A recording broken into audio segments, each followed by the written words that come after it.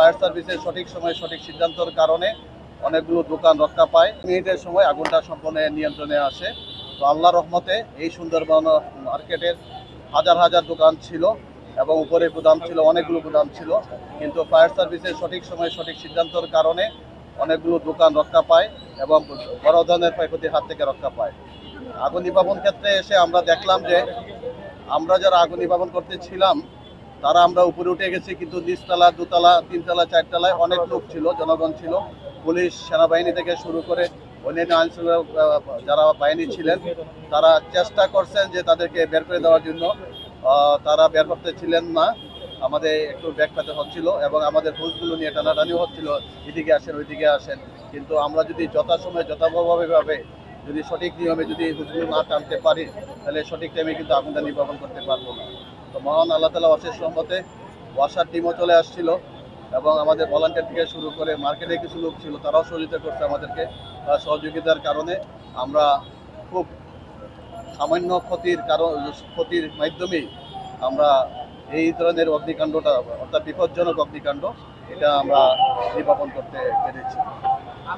কি পরিমাণ ক্ষয়ক্ষতি হয়েছে আপনারা কয়টা জানতে পেরেছেন, আর কয়টা দোকানে আগুন লেগেছে?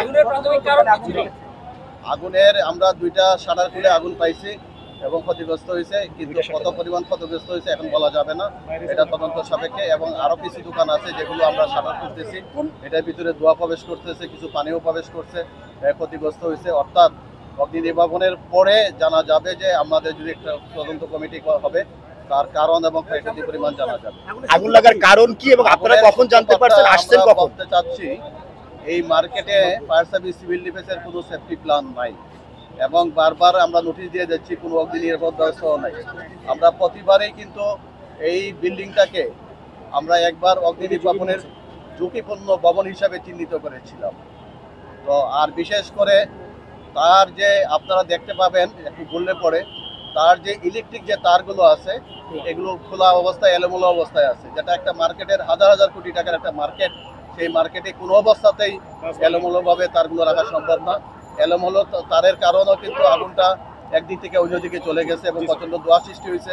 আপনারা দেখতে পাচ্ছেন যে প্রচণ্ড ধোঁয়ার কারণে কিন্তু আমাদের ব্যাগ পেতে হয়েছে এই বিল্ডিং অপারেটর পরে উপরে উঠতে, যার কারণে আগুনটা নিয়ন্ত্রণে একটু সময় লাগছে।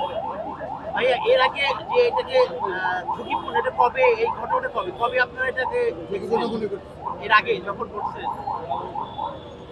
আমরা 3-4 বছর আগে আমরা এটাকে ঝুঁকিপূর্ণ লাগাইছিলাম। আমরা রাজধানীতে বিভিন্ন বিল্ডিং এ অগ্নিকাণ্ডে ঝুঁকিপূর্ণ ভবন লাগাইছিলাম। এবং অগ্নি নির্বাপনের ব্যবস্থা ছিল নাকি?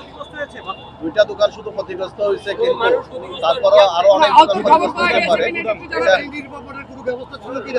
না, অগ্নি নির্বাপনের কোনো ব্যবস্থা ছিল না। কিছু কয়েকটা ফায়ার এক্সটিংগুইশার ছিল, কিন্তু অগ্নি নির্বাপনের সিঁড়ি ছিল, তার অনেকগুলো সিঁড়ি ছিল, কিন্তু সামান্য কিছু এক্সটিংগুইশার ছিল, কিন্তু আরো যে অগ্নি নির্বাপন ব্যবস্থাটি থাকা দরকার সে ধরনের কোনো ব্যবস্থা ছিল না। না, কোনো হতাহতের ঘটনা নাই, আহত নিহত নাই। যেহেতু আগুনটা ছিল 5 তলায় এবং 5 তলায় প্রত্যেকটা গুদাম ছিল, দোকানের গুদাম ছিল, এটা মার্কেটের গুদাম হিসেবে ব্যবহার করা হতো, যার কারণে সবগুলো গুদামের শাটারগুলো কিন্তু লাগানো ছিল এবং করিডোরও কিন্তু কিছু মালামাল ছিল। আমরা ফায়ার সার্ভিস এসে যথাসময়ে আগুনটা নির্বাপন করার কারণে, আর যারা 1তলা, 2তলা, 3তলা, 4তলায় ছিল তারা পুলিশ এবং নিরাপত্তা বাহিনীরা সঠিক টাইমে তাদেরকে বের করে দিতে পারছে, যার কারণে আহতের সংখ্যা নাই বললেই চলে। মার্কেট কর্তৃপক্ষ থেকে আপনাদের জানানো হয়েছে?